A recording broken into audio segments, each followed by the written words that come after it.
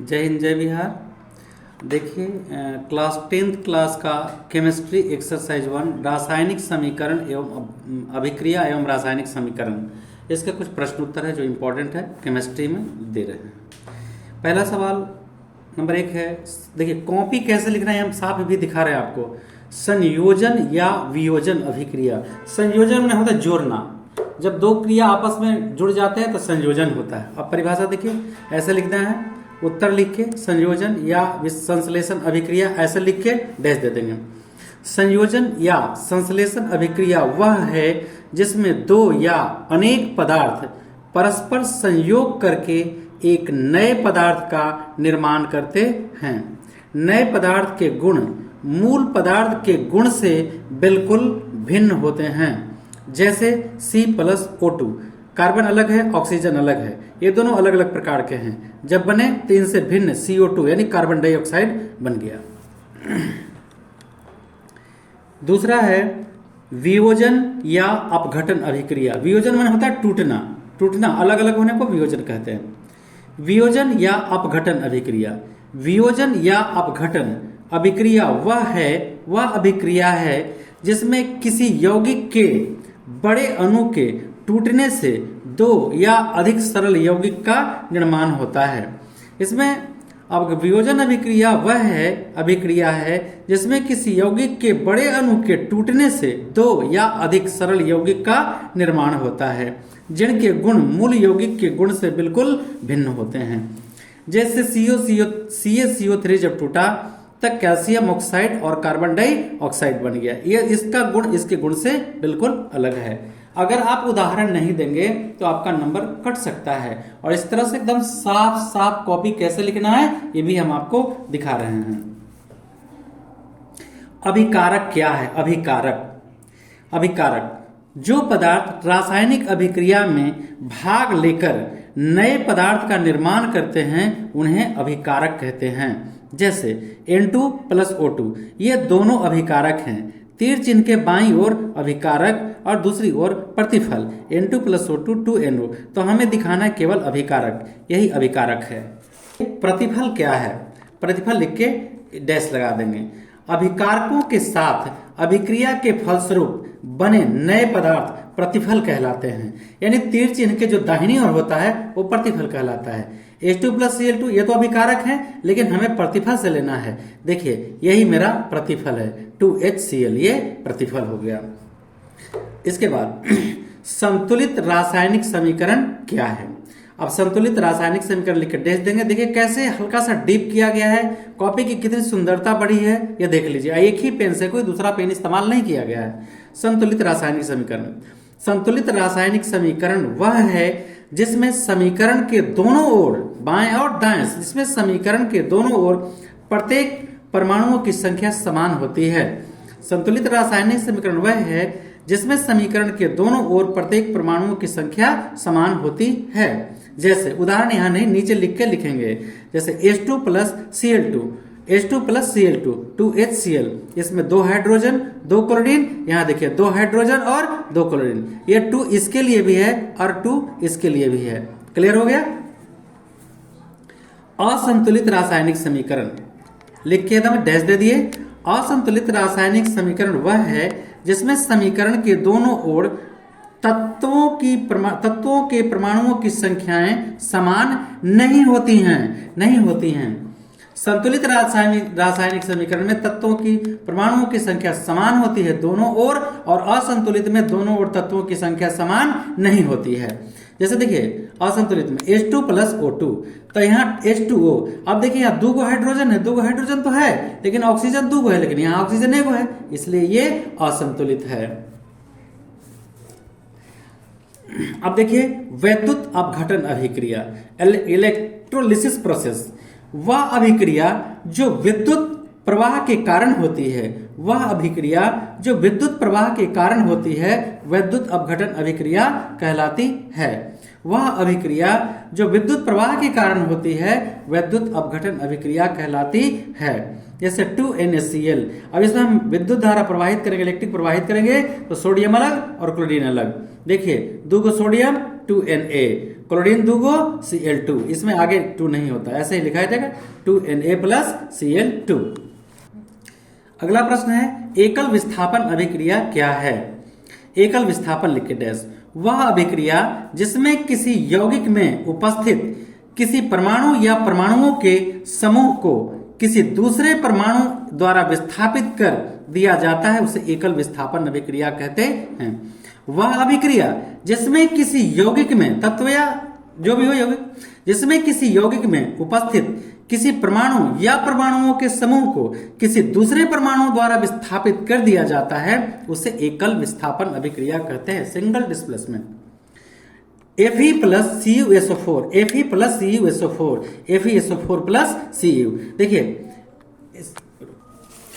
जरा देखिए ये कैसे होता है, यहाँ Fe है, Fe अकेला है, CuSO4, तो यहाँ हम Cu लेंगे और यहाँ SO4 लेंगे, तो इसको ऐसे मिलाने का क्रिया होता है, ऐसे मिला देते हैं, पहले ये और तब ये। देखिए FeSO4 और तब बच गया Cu। और एक और भी एक तरीका है, वो भी देखिए, ये है Fe प्लस CuSO4, तो SO4 इसको इसके साथ बाहर वाला के साथ और नहीं एरो यहाँ जाएगा, इसको इसके साथ और इसको इसके साथ मिलाते हैं। जब हम इसको इसके साथ मिलाएंगे CuSO4 हो जाएगा, प्लस नहीं FeSO4 हो जाएगा, FeSO4 हो जाएगा। देखिए ये इसके साथ आ गया और ये अकेले रह जाएगा प्लस Cu, तो ऐसे भी मिलाते हैं ऐसे भी मिलाते हैं, FeSO4 और ये बच गया Cu, तो ये सिंगल एगो के साथ विस्थापित हुआ, ठीक है, तो ये एकल विस्थापन हो गया। इसके बाद देखिए उभय विस्थापन अभिक्रिया। उभय विस्थापन अभिक्रिया क्या है? उभय विस्थापन अभिक्रिया में दो यौगिक अपने आयनों का विनिमय या आदान प्रदान करके दो नए यौगिक का निर्माण करते हैं, जैसे NaCl plus AgNO3, AgCl NaNO3। देखिए इसको हम मिला के दिखाते हैं,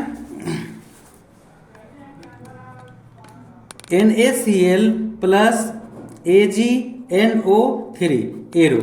देखिए क्या बोले, ये इसके साथ यानी हो जाएगा NaNO3 और ये इसके साथ AgCl प्लस AgCl, ये हुआ। और इसका दूसरा देखिए एरो को पहचानिए, पहले इसको इसके साथ और फिर इसको इसके साथ। इसका दूसरा विधि बता दें, Na इधर आके Cl, इसके बाद Ag इधर आके NO3, ये इसके साथ और ये इसके साथ, ये होता है NaNO3 प्लस AgCl।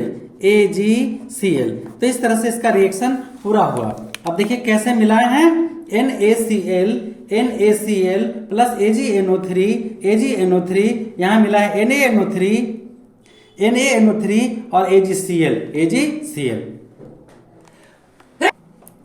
इस तरह से उभय विस्थापन अभिक्रिया क्या होगा? उभय विस्थापन अभिक्रिया में दो यौगिक अपने आयनों का विनिमय या आदान प्रदान करके दो नए यौगिक का निर्माण करते हैं, NaCl AgNO3, AgCl NaNO3। देखिए अवक्षेपण अभिक्रिया, देखिए कैसे एरो देना है, एरो नहीं मतलब कि इसको विवरण चिन्ह कहते हैं।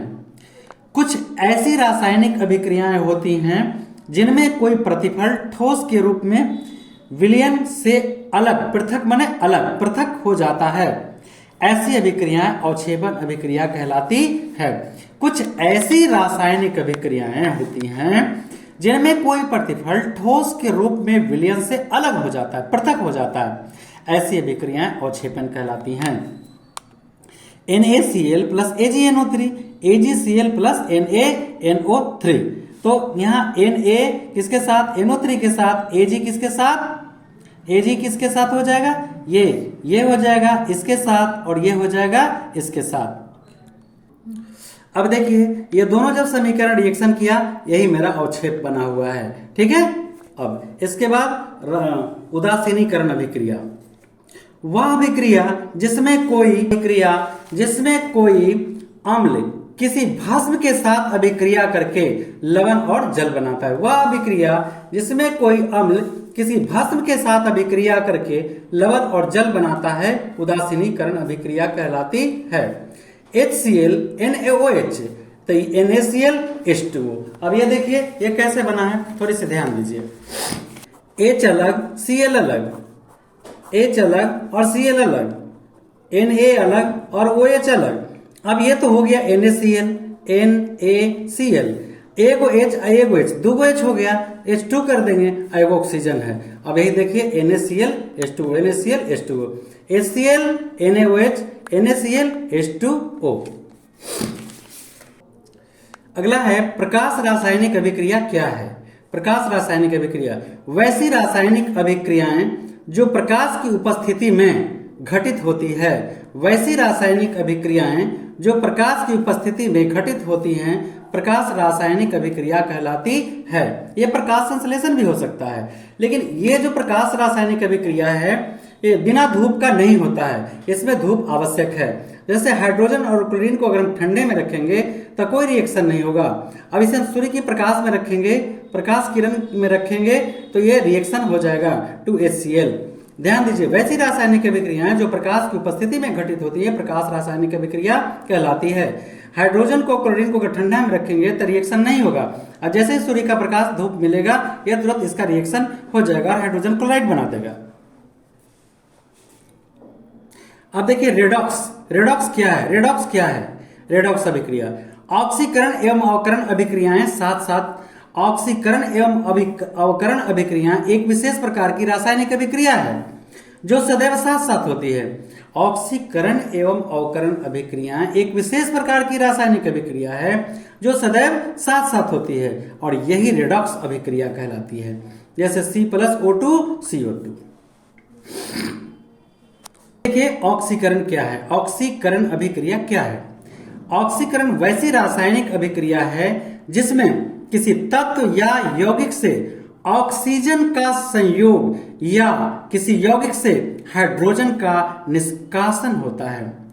ऑक्सीकरण वैसी रासायनिक अभिक्रिया है जिसमें किसी तत्व या यौगिक से ऑक्सीजन का संयोग और हाइड्रोजन का निष्कासन होता है, उसे हम ऑक्सीकरण कहते हैं। जैसे H+O2, देखिए H+O2 ये हो जाएगा SO2, ये हाइड्रोजन का संयोग हुआ, ऑक्सीजन का संयोग हुआ। अब हाइड्रोजन का कैसे निष्कासन? 4HCl + MnO2 MnCl2 2H2O, ये देखिए ये हाइड्रोजन का निष्कासन हो गया, हाइड्रोजन अलग हो गया। अब देखिए अवकरण।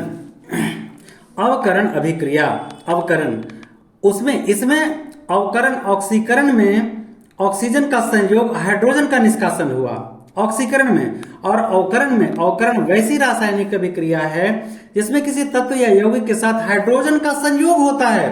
अवकरण में हाइड्रोजन का संयोग और ऑक्सीजन का निष्कासन होता है।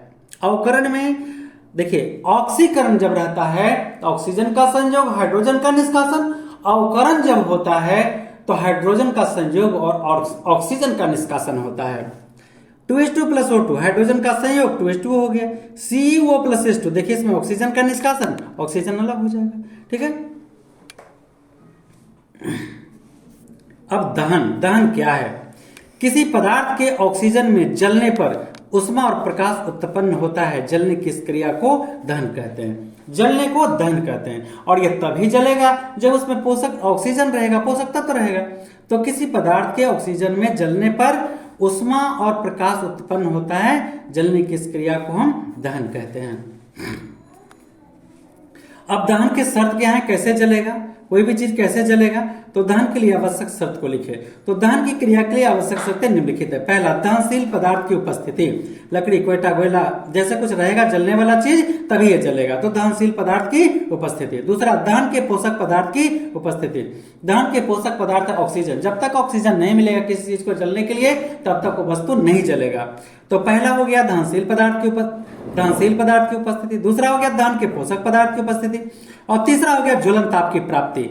जब किसी वस्तु को ज्वलन ताप प्राप्त नहीं रहेगा तब वो नहीं जलेगा। जैसे बरसात के दिनों में पहले दादी माँ अपने चूल्हे पर गोईठा को रखती थी ताकि उसमें से नमी हट जाए, यानी ज्वलन ताप को प्राप्त कर ले। आग बुझाने के लिए हम उस पर पानी डालते हैं ताकि उसे आग बुझ जाए। तो कैसे बुझ जाए? तो वो जो लकड़ी कोयठा वगैरह जो कुछ भी है उसको हम ज्वलन ताप से नीचे करते हैं और आग बुझ जाता है। इस प्रकार दहन की क्रिया के लिए 3 शर्त आवश्यक है। पहला, दहनशील पदार्थ की उपस्थिति यानी जलने वाला वस्तु होना चाहिए। दूसरा, दहन के पोषक तत्व यानी ऑक्सीजन होना चाहिए। तीसरा, ज्वलन ताप, उस वस्तु को जलाने के लिए टेम्परेचर होना चाहिए, तभी वो जलेगा, अन्यथा नहीं जलेगा। अब यही सवाल पूछेगा कि आग बुझाने का सिद्धांत क्या है। तो आग बुझाने के लिए आग लगे हुए स्थान से दहनशील पदार्थ को अलग कर देंगे। दहन के पोषक पदार्थ का जलने वाले चीज से संपर्क को काट देंगे, यानी कोशिश करेंगे कि हवा उसे नहीं मिले। ठीक है, इसलिए कार्बन टेट्राक्लोराइड का हम छिड़काव कर देते हैं। और तीसरा है ज्वलन ताप की प्राप्ति, तो उसमें पानी वगैरह डाल देंगे ताकि वो जलने वाला वस्तु ज्वलन ताप से नीचे आ जाए तो आग बुझ जाएगा। यही इसका उल्टा हो गया आग बुझाने का सिद्धांत। अब देखिए ज्वाला क्या है। कोई फिल्म की ज्वाला का बात नहीं, ज्वाला फ्लेम जिसको कहते हैं। आगे जाएंगे तो फ्लेम के बारे में काइंड्स ऑफ फ्लेम पढ़ना है, कार्बोराइजिंग, ऑक्सीडाइजिंग और न्यूट्रल फ्लेम। अगर इस फ्लेम को आप देखना चाहते हैं तो हम बता रहे हैं अभी। पहले ज्वाला या फ्लेम है क्या? जलती हुई गैसों के क्षेत्र को ज्वाला कहते हैं।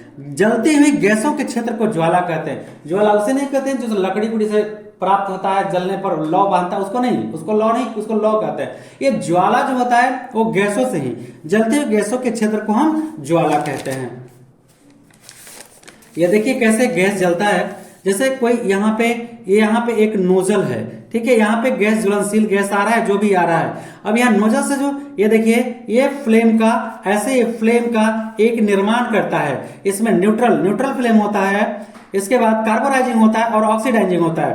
कार्बोराइजिंग क्या है? जिस ज्वलनशील गैस में जलने वाले यानी एसिटिलीन की मात्रा अगर ज्यादा होता है, एसिटिलीन की मात्रा ज्यादा होता है तो कार्बोराइजिंग, ऑक्सीजन की मात्रा ज्यादा होता है जलने में तो ऑक्सीडाइजिंग, और दोनों बराबर होता है तो न्यूट्रल फ्लेम हो जाता है। तो फ्लेम में काइंड्स ऑफ मुख्य रूप से कार्बोराइजिंग, ऑक्सीडाइजिंग और न्यूट्रल, लेकिन इसका क्षेत्र 4 होता है। एक बार फिर से इस पर चर्चा कर दें। जलती हुई गैसों के क्षेत्र को ज्वाला कहते हैं। दहन में ज्वाला तभी उत्पन्न होता है जब दाह्य पदार्थ एवं दहन के पोषक पदार्थ दोनों गैसीय अवस्था में हो। जलने वाली चीज जैसे एसिटिलीन गैस और दहन के पोषक तत्व जैसे ऑक्सीजन दोनों गैसीय अवस्था में होगा तभी फ्लेम बनेगा, तभी ज्वाला उत्पन्न होगा। मैं पहले ही कहा कि जलने वाली चीज, जलने में सहायक यानी ऑक्सीजन और जलने वाला वस्तु यानी एसिटिलीन गैस, दोनों को मिला देंगे तभी फ्लेम बनेगा आग जलने पर। अतः जब कोई दाह्य पदार्थ अपनी वाष्प अवस्था में जलता है तब उसे ज्वाला कहते हैं। अगर इस ज्वाला को यानी फ्लेम को देखना चाहते हैं आप, FLAME, ये फ्लेम को अगर आप देखना चाहते हैं तो किसी वेल्डिंग के दुकान वाले के पास जाइए जहां गैस वेल्डिंग करता हो। उसके पास एक लाल रंग का टंकी होता है और एक ब्लैक रंग का टंकी होता है। उसे कहिए कि भैया आप हमको फ्लेम बना के दिखाइए, यानी आग धरा के दिखाइए। तो पहले वो एसिटिलीन गैस को खोलेगा, आग बाढ़ेगा तो जल जाएगा, क्योंकि वातावरण से उसे ऑक्सीजन मिल रहा है लेकिन काफी मात्रा में नहीं मिल रहा है, तो आग पकड़ लेगा। अब उसे आप बताइए कि भैया हमको कार्बोराइजिंग फ्लेम दिखाइए, ऑक्सीडाइजिंग फ्लेम दिखाइए और न्यूट्रल फ्लेम दिखाइए। और अगर वो नहीं जानता है, पढ़ा लिखा नहीं है, तो कहिए कि आग पकड़ लिया, इसमें एसिटिलीन की दोनों को मिला के जला दिया। अब कहिए कि गैस सिलेंडर दोनों खोलिए, दोनों खोलने के बाद कहिए कि एसिटिलीन गैस की मात्रा बढ़ाइए तो लंप ज्यादा दूर तक बढ़ेगा, उसमें काले काले दिखाई पड़ेंगे, तो समझिएगा ये कार्बोराइजिंग फ्लेम है। और कहीं एसिटिलीन को कम करके ऑक्सीजन को बढ़ाइए तो वो ऑक्सीडाइजिंग हो जाएगा, रेड कलर का हो जाएगा करीब करीब। इसके बाद एक न्यूट्रल फ्लेम बीच में होता है। इस तरह से ये 3 प्रकार का फ्लेम होता है। आगे हम फ्लेम के बारे में और भी बताएंगे। इसका 4 क्षेत्र होता है। श्वसन क्या है? श्वसन मंद उपचयन अभिक्रिया का एक उदाहरण है।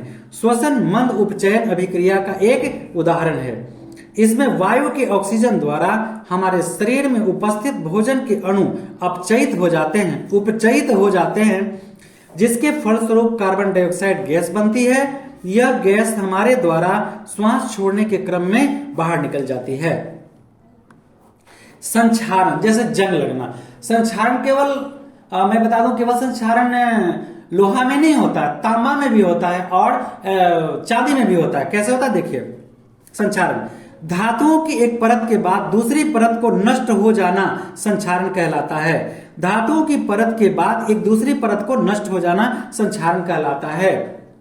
इसमें धातुएं वायु में विद्यमान नमी एवं गैसों के प्रभाव के अंतर्गत धीरे धीरे उपचयित होती है। लोहे के ऊपर लालिमा युक्त भूरे रंग का परत, देखिए लोहा रहेगा तो लोहा को अगर ऐसे हाथ से छुइएगा ना तो लाल लाल जम जाएगा। तो लोहे के ऊपर लालिमा युक्त भूरे रंग का परत, ये आपका संक्षरण होते जाता है। वो परत फिर जम जाएगा, फिर वो हटाइएगा, फिर दूसरा परत भी नीचे तय तरह। आप गेट की मारी अगर खिड़की भी अगर होगा तो देखिए कि बहुत दिनों के बाद नीचे से झड़ गया, कट गया, वो कैसे होता है, संक्षरित हो जाता है। मेरे पास भी ऐसा है। चांदी के ऊपर काली परत, चांदी में देखिए काला काला हो जाता है, तो क्या सोनार के पास ले जाके हमको साफ करवाते हैं। तो वो ऑक्सीजन के संपर्क में आने पर, वायु के संपर्क में, नमी के संपर्क में आने से वो सब होता है, तो उसकी हम सफाई करवाते हैं, झरवाते हैं। तांबे के ऊपर देखिएगा कि हरा हरा परत जम जाता है, वो भी एक तरह से, तो कैसे होता है। आप इसको देखना चाहते हैं तो बिजली मिस्त्री जो पोल पर लाइन कसता है तो उसमें कहता है कार्बन आ गया, कार्बन आ गया, कार्बन आ गया। तो जो पीली परत जम जाती है ना, हरी रंग की जो परत जम जाती है, उसी को कार्बन कहता है। यानी ये कार्बन को ही, वही मेरा जो क्या है वो संक्षरण होता है, वो धातु की चीजें, मतलब कि चांदी वाला, क्या है, तांबा वाला। अब देखिए लोहे में जंग लगना क्या है। लोहे को दीर्घ काल के लिए आर्द्र वायु में खुला छोड़ देने पर उसकी सतह पर एक लालिमा युक्त भूरा एवं पपड़ीदार पदार्थ की परत चढ़ जाती है, जिसे हम जंग कहते हैं। इसका देखिए सूत्र लिखा हुआ, एक्स की जगह कोई अंक हो सकता है, Fe2O3, एक्स की जगह कोई अंक हो सकता है, इंटू H2O, इसे हम जंग कहते हैं। अब अदहनशील या अज्वलनशील पदार्थ, अदहनशील पदार्थ या अज्वलनशील, वे पदार्थ जो नहीं जलते हैं, वे पदार्थ जो नहीं जलते हैं अदहनशील कहलाते हैं। और जैसे ईंटा, बालू, पत्थर, ये जलता नहीं है, तो आग बुझाने के लिए हम किसी चीज पर बालू भी फेंकते हैं। इसके बाद दहनशील पदार्थ क्या है, दहनशील लगता है इसमें नहीं है, तो दहनशील वे पदार्थ जो जलते हैं दहनशील कहलाते हैं। वैसे पदार्थ जो जलते हैं दहनशील कहलाते हैं, जैसे लकड़ी, कोयला, गोईठा इत्यादि, ये सब जलने वाला चीज है, तो यह दहनशील हो गया। अब स्वाद प्रिय भोजन और अस्वाद प्रिय भोजन, स्वाद प्रिय भोजन और स्वाद अप्रिय भोजन क्या है। वैसे भोजन जो ताजे होते हैं, उनके गंध एवं स्वाद प्रिय होते हैं, ये प्रिय भोजन कहलाते हैं। ताजा भोजन स्वादिष्ट होता है और गंध अच्छा, उसका सुगंध अच्छा होता है, इसे हम प्रिय भोजन कहते हैं। अस्वाद अप्रिय भोजन, या तो इसको क्या कहते हैं, स्वाद अप्रिय भोजन को जब ताजे भोजन लंबे समय तक खुली वायु में छोड़ दिया जाता है तो उसमें से दुर्गंध आने लगती है, इसे हम बासी भोजन कहते हैं। इसके गंध और स्वाद अप्रिय होते हैं। अगला है भोजन को दुर्गंधित होने से रोकने के उपाय बताएं। मतलब हम भोजन को दुर्गंधित होने से कैसे, आपका बहुत दिन तक थोड़ा, यानी 1-2 दिन तक सेफ रख सकते हैं, अचार वगैरह के तो अलग सिस्टम होता है। तो भोजन को दुर्गंधित होने से हम कैसे बचा सकते हैं, निम्नलिखित, ये लिखना बहुत जरूरी है, निम्नलिखित उपायों के द्वारा भोजन को दुर्गंधित होने से रोका जा सकता है। और ये देखिए यहाँ विवरण चिन्ह होना चाहिए, नीचे के बताया गया है। देखिए चौथाई के अंदर ये नंबर नहीं है, देखिए एकदम अंदर में ये नंबर को दिया गया है, थोड़ी सी और जगह चाहिए था ये साफ साफ दिखने के लिए। वसा युक्त भोजन, नंबर 1, वसा युक्त भोजन एक विशेष प्रकार का पदार्थ सिट्रिक अम्ल या लेसिथिन, सिट्रिक अम्ल एक विशेष प्रकार का पदार्थ जो सिट्रिक अम्ल है, जिसे हम एंटीऑक्सीडेंट कहते हैं। सिट्रिक अम्ल को हम एंटीऑक्सीडेंट कहते हैं। तो वसायुक्त भोजन में एक विशेष प्रकार का पदार्थ जो जिसे हम एंटीऑक्सीडेंट कहते हैं, मिला देने से भोजन ऑक्सीकरण रुक जाता है, भोजन का ऑक्सीकरण रुक जाता है। खाद्य पदार्थ में एंटीऑक्सीडेंट जब हम मिला देते हैं तो उसका ऑक्सीकरण रुक जाता है और खाद्य पदार्थ खराब होने से सुरक्षित रहता है। दूसरा, घरों में भोजन को रेफ्रिजरेटर में रखकर भी उसके ऑक्सीकरण को कम किया जा सकता है। रेफ्रिजरेटर तो आजकल आम बात हो गया। भोजन को वायुरुद्ध बर्तन में रखकर भी उसके ऑक्सीकरण को कम किया जा सकता है। कैसे वायुरुद्ध बर्तन कैसे होता है, शायद आज तो हम दुकान पे लग रहा है शायद जाते हैं नहीं है, बहुत कम मात्रा में, लेकिन जब हम छोटा थे तो हमारे गांव में एक नामी हलवाई थे, नगीना साहब के यहाँ जब मैं जाता था तो मैं देखता था कि निमकी, तो निमकी और सेव दलमोट वगैरह है वो क्या चीज जार में रखा जाता था, मतलब कि शीशा का बोयाम वाला बर्तन में एकदम वो फ्रेश रहता था, कभी लेने चाहिए तो एकदम फ्रेश रहता था। तो उसी को कहते हैं वायु रुद्ध बर्तन। जैसे अचार वगैरह भी हम गोदाम में रखते हैं, वो वायु रुद्ध रहता है तो खराब नहीं होता है। तो हम उदाहरण के लिए बता दिए कि इतने महान लोग कैसे सुरक्षा के इंतजाम दिए और हम उनसे सीख नहीं पाए कि वो कैसे हमको सुरक्षित सामान दे रहे, घर में हमारा खराब हो जाता है और उनके यहाँ वही चीज टिकरी फिकरी वाली चीज वो एकदम अच्छा से सुरक्षित रहता था, क्योंकि वायुरुद्ध बर्तन में रखते थे, उनको रखने का तरीका मालूम था। अब ऊष्माक्षेपी एवं ऊष्माशोषी अभिक्रिया क्या है? ऊष्माक्षेपी अभिक्रिया जिस अभिक्रिया में प्रतिफल के साथ साथ ऊष्मा ऊर्जा भी निकलती है, जिस अभिक्रिया में प्रतिफल के साथ साथ ऊष्मा ऊर्जा भी निकले, जिस अभिक्रिया में प्रतिफल के साथ साथ ऊष्मा ऊर्जा भी निकलती है, उसे हम ऊष्माक्षेपी अभिक्रिया कहते हैं। जैसे C+O2, तो CO2 तो निकलेगा और प्लस ऊष्मा, अगर भाप में आप हाथ रख दीजिएगा तो हाथ जल जाएगा, तो ऊष्मा भी निकला उससे। अब ऊष्माशोषी अभिक्रिया, साफ कर ऊष्माशोषी मतलब ऊष्मा का शोषण करता है, ऊष्माक्षेपी मतलब ऊष्मा का निष्कासन करता है, ऊष्माशोषी मतलब ऊष्मा का शोषण करता है। जिस रासायनिक अभिक्रिया में ऊष्मा ऊर्जा का शोषण होता है ऊष्माशोषी अभिक्रिया कहलाती है। शोषण मैंने खींचना, जैसे N2+O2 प्लस ऊष्मा, यहां होगा N2+O2 प्लस ऊष्मा और तब बनेगा 2NO। क्लियर हो गया? रासायनिक समीकरण क्या है? किसी रासायनिक अभिक्रिया में भाग लेने वाले पदार्थ के संकेतों एवं सूत्रों की सहायता से उस अभिक्रिया का संक्षिप्त निरूपण रासायनिक समीकरण कहलाता है। जैसे हाइड्रोजन न लिखे H2 लिखेंगे, क्लोरीन न लिख के Cl2 लिखेंगे, तो कहता है क्या किसी रासायनिक अभिक्रिया में भाग लेने वाले पदार्थों के संकेतों एवं सूत्रों की सहायता से उस अभिक्रिया का संक्षिप्त निरूपण रासायनिक समीकरण कहलाता है। हाइड्रोजन का सूत्र तो H होता है, क्लोरीन का सूत्र तो खाली Cl होता है, लेकिन यहाँ H2 और Cl2 ये पूरा संकेत सूत्र लिखा गया है। H2 प्लस Cl2 है तो इस तरह से 2HCl ये पदार्थ मेरा बनकर तैयार हुआ। अब रासायनिक अभिक्रिया क्या है? जब कोई पदार्थ अकेले या किसी अन्य पदार्थ से क्रिया करके भिन्न गुण वाले एक या अधिक नए पदार्थ का निर्माण करता है, तब वह प्रक्रिया रासायनिक अभिक्रिया कहलाती है। जैसे H2 प्लस Cl2 2HCl। अब देखिए LPG क्या है? LPG क्या है? Petroleum gas. पहले ये पेट्रोलियम गैस है, PG petroleum gas. Petroleum gas butane C4H10 propane C3H8 और एथेन C2H6 का मिश्रण है, लेकिन इसका मुख्य अवयव ब्यूटेन है। एक इसका मुख्य अवयव क्या है? ब्यूटेन है। दाब बढ़ाने पर ये तीनों गैसें तीव्रता से द्रवीभूत हो जाती है। जैसे हम इसे प्रेशर देते हैं, यह तीनों गैस सिलेंडर में लिक्विड अवस्था में चला जाता है। इस द्रव को द्रवीभूत पेट्रोलियम गैस यानी द्रवीभूत petroleum PG gas liquefied petroleum gas कहते हैं। यह तीव्रता से जलकर प्राप्त ऊष्मा प्रदान करता है। यह तीव्रता से जलकर ऊष्मा प्रदान करता है। यह तीव्रता से जलकर ऊष्मा प्रदान करता है। इसका उपयोग हम घरों में खाना बनाने में करते हैं, जो उपभोक्ताओं को सिलेंडरों में भर करके प्रदान किया जाता है, यानी उपलब्ध कराया जाता है। अब एक बात और है कि ब्यूटेन, प्रोपेन और एथेन में अपना महक नहीं होता है, क्योंकि ये तीनों ज्वलनशील गैस है। मिक्स होने के बाद, लिक्विड हो जाने के बाद ये काफी तीव्रता से जलते हैं, और ये जब गैस में सिलेंडर में रिसाव होगा तो पता नहीं चलेगा कि गैस लीक कर रहा है, क्योंकि इसमें महक होता नहीं है। तो कहेंगे कि तो महकता क्या है भाई? तो बताते हैं क्या महकता है। अगर गैस का रिसाव होगा तो पता नहीं चलेगा, तुरंत किचन में आग लग जाएगा, कहीं भी आग पकड़ लेगा, या जिस वाहन से जा रहा है उसमें आग पकड़ लेगा गैस लीक होने पर। इसलिए सुरक्षा की दृष्टि से साइंटिस्ट कुछ व्यवस्था किए, और वो क्या किए?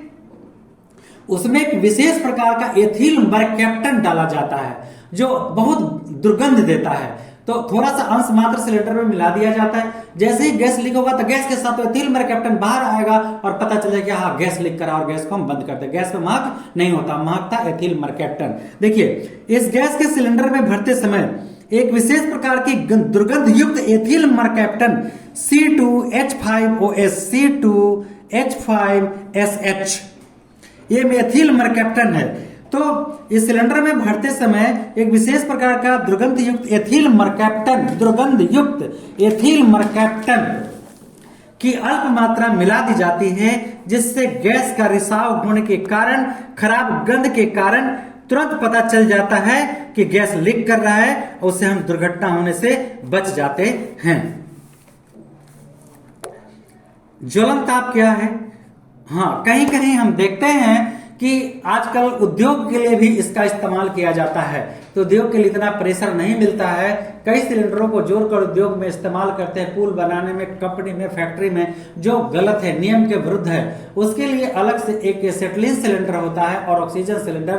तो ऑक्सीजन सिलेंडर तो लोग उपयोग करते ही हैं, लेकिन एसिटिलीन सिलेंडर नहीं, बल्कि ये घरेलू गैस सिलेंडर को उपयोग करते हैं। ये सरासर गलत है, इसका इस्तेमाल नहीं करना चाहिए, क्योंकि इसके ब्लास्ट होने पर टुकड़े न जाने कितने के चिथड़े उड़ा देंगे। ऐसा जो भी करता है उन पर सख्त कानूनी कार्रवाई करना चाहिए। उसके लिए अलग से एसिटिलीन सिलेंडर होता है, जिसकी परत काफी मोटी होती है और बहुत जांच परख के बाद उसमें एसिटिलीन गैस भर के ये दिया जाता है कंपनी वगैरह में।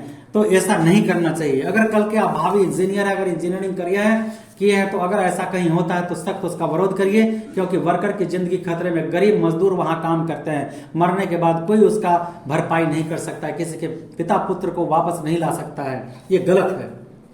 ज्वलन ताप वह न्यूनतम ताप जिस ताप पर कोई पदार्थ जलना शुरू करता है, पदार्थ का ज्वलन ताप कहलाता है। बहुत इंपॉर्टेंट, वह न्यूनतम ताप जिस ताप पर कोई पदार्थ जलना प्रारंभ करता है उसे हम ज्वलन ताप कहते हैं। पहला उदाहरण हमने आपको बताया कि माँ बहनें पहले क्या करती थी, गोईठा को चूल्हा पर खाना बनाने के बाद रख देती थी, क्योंकि ज्वलन ताप उसका कम है। ज्वलन ताप गर्म हो जाएगा गोईठा, तो ज्वलन ताप आ जाएगा और जल जाएगा। आप गाड़ी वाहन में कहीं सफर करते तो देखते हैं कि ड्राइवर चाबी लगा के बहुत देर तक रखे रहता है, उसके बाद चाबी को हट देता है और गाड़ी स्टार्ट हो जाती है सेल्फ। वहां पे इग्निशन टेम्परेचर उसको कहते हैं, इग्निशन टेम्परेचर ज्वलन ताप हम उसे भी कह सकते हैं कि टेम्परेचर जब तक नहीं आएगा तब तक वो नहीं स्टार्ट होगा। ये हुआ ज्वलन ताप।